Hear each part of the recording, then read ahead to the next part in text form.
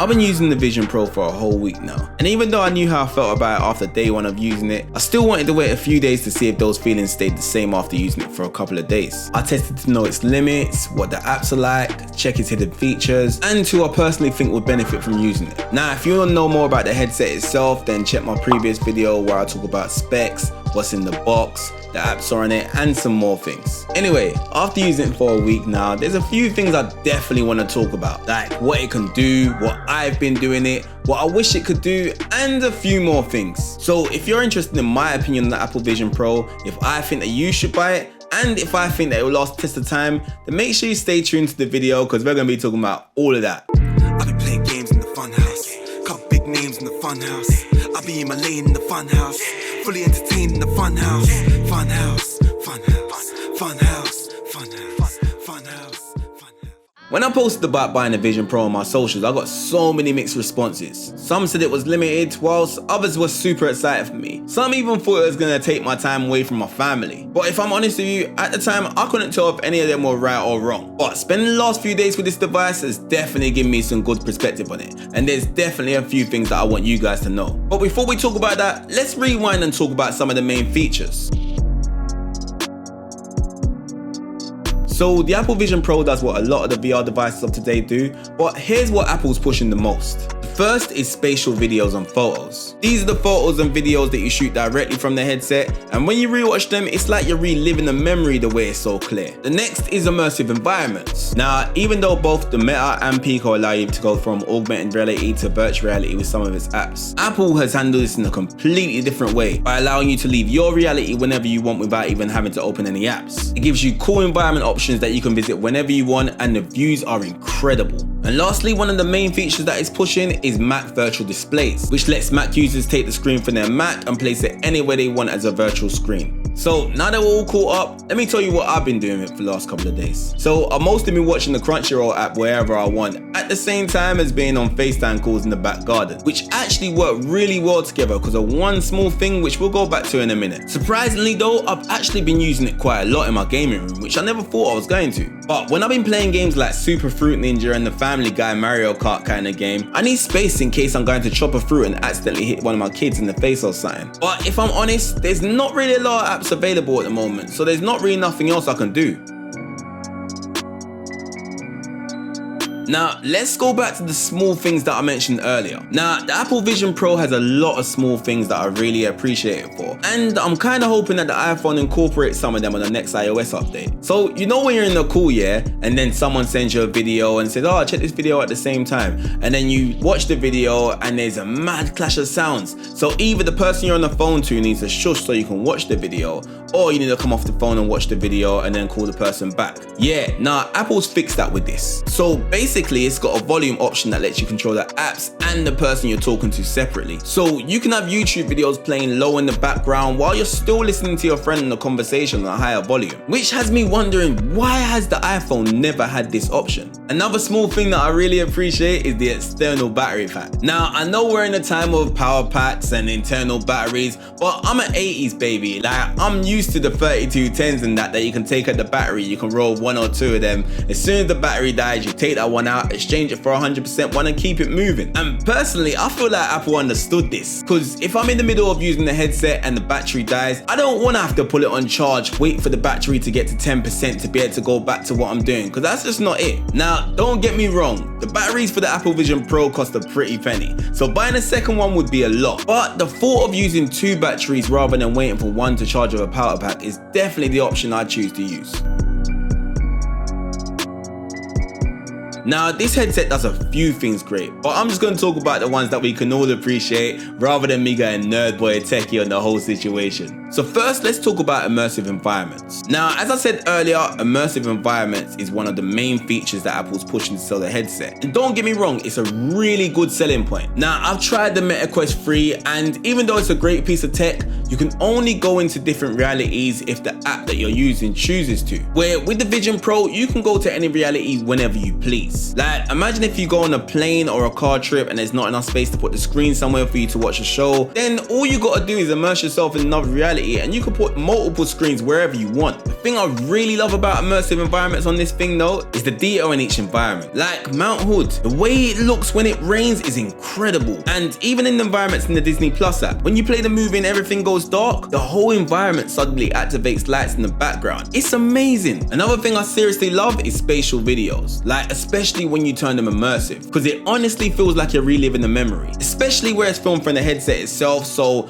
you're standing from your actual eye level and everything just looks super realistic because of it. Another thing that I love about spatial videos is that the camera quality is sick, and the fact that it's not super obvious that you're filming someone. So you know, like people start to act up when they know they're getting filmed and that. With this, at least you get authentic poses from people and everything, so it doesn't spoil the moment. But with saying that, I was also worried that people would take it on the street and then film some perverted videos of somebody or embarrassing moments from people and they wouldn't even know they're getting filmed. But Apple have put telltale signs in the device so you can tell when a person's filming or taking pictures, so that's definitely calmed my thoughts. Now, the multiple windows staying wherever you put them is cold, because the fact that I don't have to keep putting the windows wherever I like to put them on a daily basis definitely saves some time and doesn't give me that, I really can't bother to put this thing on so I gotta put up all the things all over again kind of feeling. Like, I'm really looking forward to when they add more apps that I can personally use and put them in spots that I'd want to use on a daily basis. Like, that's really something I'm looking forward to. Oh, and I'll also mess with the entertainment and some of the gaming apps as well. But the one I love the most is their new built-in app called Encounter Dinosaurs. So this app's an interactive dinosaur experience where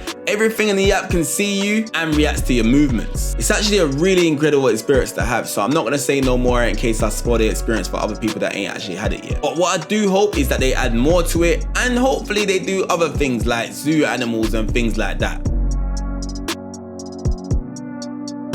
Now, one of the things I've been talking about to a few people for the last couple of days that I really wish that it could do is reverse AirPlay. So if you don't know what AirPlay is, it's basically where you take whatever you're viewing on your Apple device and you put it onto your TV screen. Now the thing with this is that you can basically do reverse AirPlay on this device with the Mac, with what they're calling Mac Virtual Display. So why can't I do the same with my AirPlay enabled TV? Like, imagine you playing your PS5 when you want to go to another room, but you don't have a PlayStation Portal. So all you do is put the thing on your head, take the TV screen, and then you can put the screen wherever you want. That'll be sick. Now let's rewind to the multiple windows part with this. Now I know that this could be sort of a simple update, so hopefully Apple hears me on this one. So after I've taken a while to set up my perfect window layout all over the house, all it takes is one accidental hold down the crown button and everything comes undone. So what I'm really hoping they add to it is layout profiles, so you can have multiple amount of window layouts to be adjusted and changed however you like them. So if I'm in work mode, I might have Keynote open somewhere, Zoom open somewhere else, and maybe a couple browsers above me. But then I finish work and I switch to profile 2,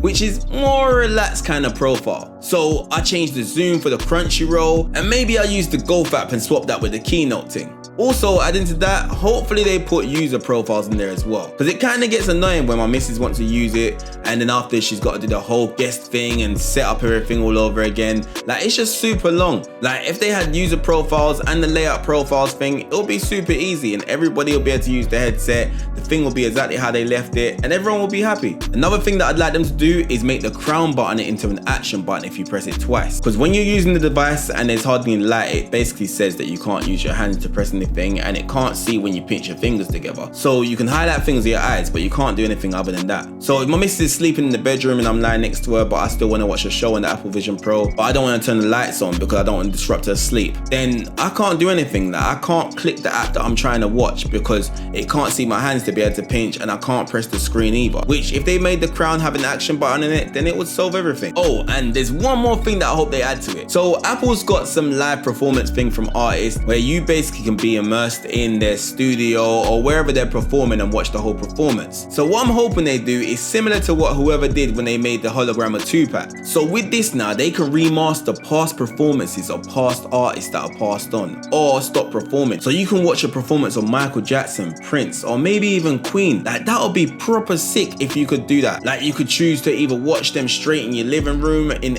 AR, or you could immerse yourself into the actual stadium that they was performing in VR. Now, if I'm honest, there's hardly anything that I dislike about this whole thing, but there is one thing that really annoys me, and that's that I can't make or receive normal calls on it. Now, I know it's like that with stuff like the iPad and Mac, but this is different because it actually supports handoff. So when I'm in a FaceTime call, it allows me to hand the call off my iPhone or from my iPhone to continue the call. So that actually confuses me, because if the HomePod Mini can actually hand over normal calls, then why can't a £3,500 device do the same? Like, it doesn't make any sense to me. You want me to be using my £3,500 device, my phone rings, so I have to take off the device to answer my phone, even though the device I'm wearing is meant to do everything that my phone does. Also, I don't like that it doesn't log the calls that I make on it on my phone. Like, I wouldn't mind if it had a separate log of calls, which it doesn't have a log of calls at all. But if I wanted to call someone back after I take the headset off, shouldn't I be able to just go into my call log and call back the last person I was on when I was using the headset?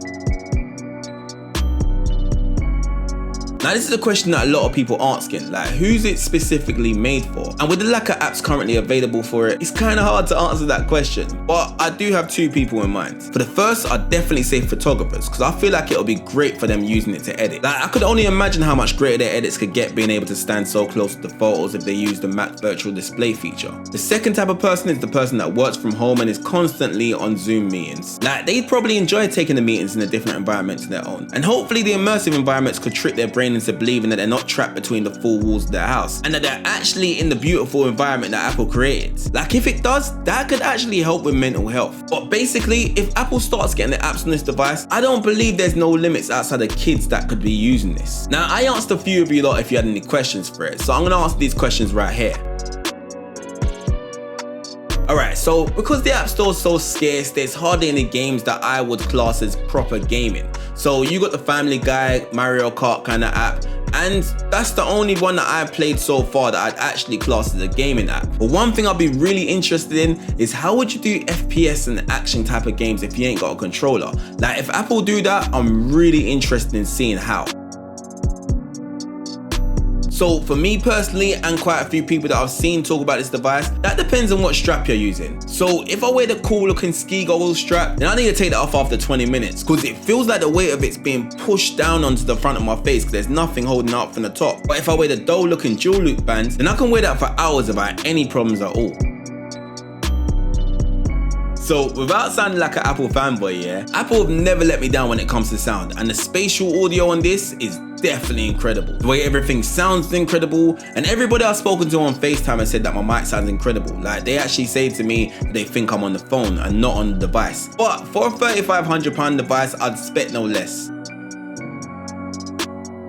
Now, here's the answer that everyone wants to know. Will I keep it? Which the answer is no. Like, I'm definitely gonna give it back and get my money back. But the real question you need to be asking is, will I buy it again in the future? Now, let me go the long way with this one. The Vision Pro is basically a Lamborghini in London. Like, it looks pretty, it's expensive, everybody's wild when you're driving it, but you got nowhere to drive it to give it that real Lambo feel. So what I'm basically saying is that without the apps, it's just a powerful device with a lot of potential. But when the apps start getting added in the future and it's got a lot more uses to it, would I buy it? Yes, in a heartbeat. Now, in my opinion, the Apple Vision Pro wins if any of these four things happen. One, developers start making apps for it, which makes consumers want to buy it, which probably won't happen because the devs probably don't believe that anyone's going to buy it, which means that it's not worth their time making any apps because they won't get their money back. Two, the consumers buy it, which then give the devs confidence to start making apps, which probably won't happen because no one's looking to spend £3,500 on hope. Three, Apple invests money into developers so they can produce exclusive apps for it,